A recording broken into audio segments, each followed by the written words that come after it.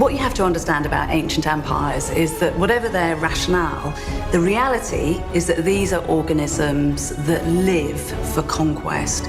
These are organisms for whom tax collection and expansion really is their oxygen. These are the things that feed the lifeblood of the empire. Without these two, without continuing to expand your territories and therefore increasing the amount of loot in your coffers, empires begin to wither and die. The Roman Empire is exactly like all ancient empires. It stands and falls by its ability to conquer new territories. But in 9 AD, Roman invincibility took a severe beating.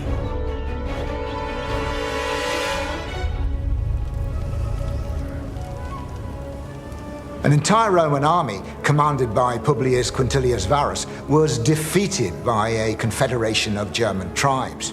It was a catastrophe, and it's become known as the Battle of the Teutoburg Forest. Varus's army of 3 legions and 9 auxiliary units was wiped out, wiped off the face of the map. That's more than 1/10 of the entire Roman army gone in just a matter of days. We're told that the Emperor Augustus was shocked to his very core. He was horrified, he was grief-stricken, and he was furious. We have painted a picture of him ranging through his palace, banging his head against the walls and crying out, "Quintilius Varus, give me back my legions."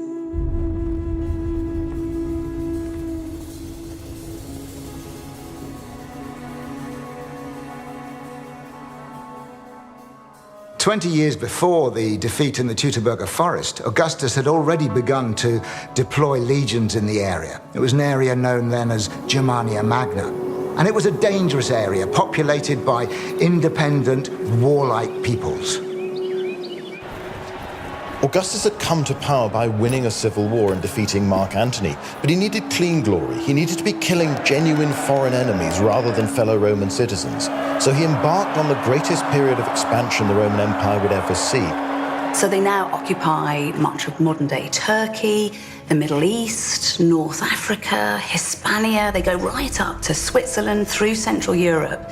But there's this infuriating problem, and that is the province of Germania.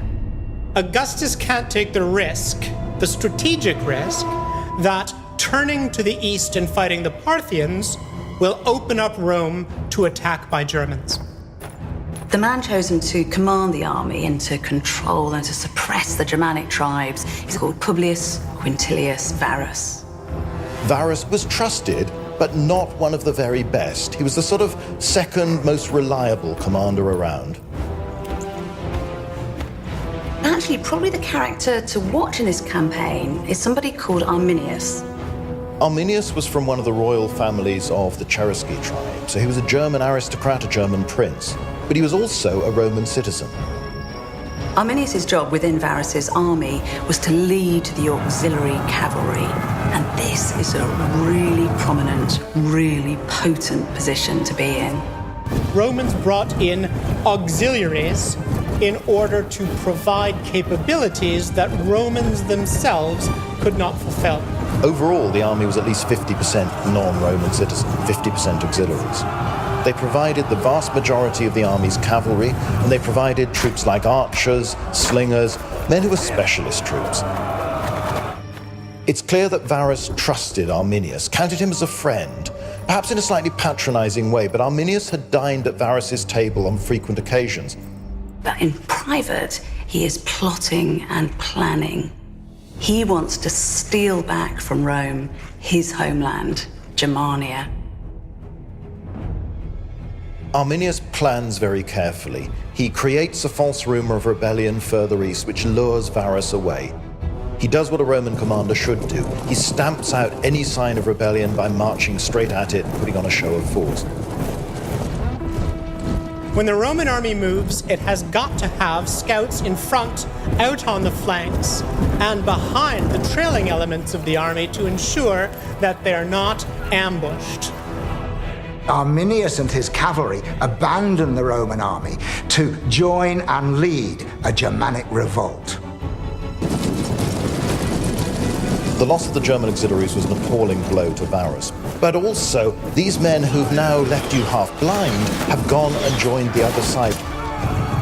For the Germans, cavalry were the perfect troops to spearhead and ambush. On the battlefield against dense infantry formations, they have limited ability. But when a column is strung out on the march, then cavalry with speed and surprise can strike quickly and punch holes in the line, leaving isolated pockets of men for other marauders to come down and mop them up.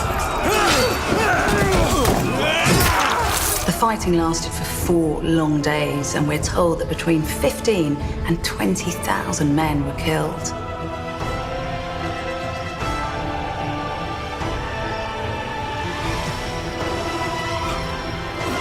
Varus didn't behave like a proper Roman aristocrat. He gave in. Mentally, he collapsed. Perhaps he felt so betrayed by Arminius, this close friend of his who'd now turned enemy, that he gave up.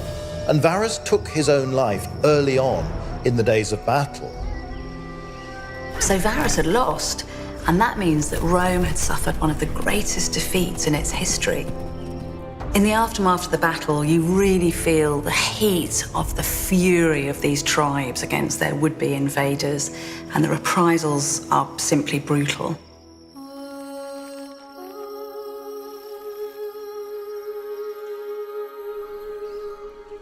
The lessons of Teutoburg Forest are that tactically you need to keep your army balanced. You need to be able to maintain that diversity of troop types to meet any situation. Strategically, you need to make sure that if you're expanding your empire, you can support it to the front line of the borders. The Romans discover that a natural border is the best border, and that the great rivers of Europe, the Rhine and the Danube, are the safest northern border the Roman Empire can have. The Battle of Teutoburg Forest might only have taken 4 days, but because this was a moral as well as a military defeat, it has never been forgotten. It was always this thorn in the side of the flesh of the Romans, and for those in Europe, it became this kind of watchword for resistance and for the possibilities of power. And so it's always been written about in history, in poems, in literature. Great paintings have been done of the Battle of Teutoburg, and we still talk about it today.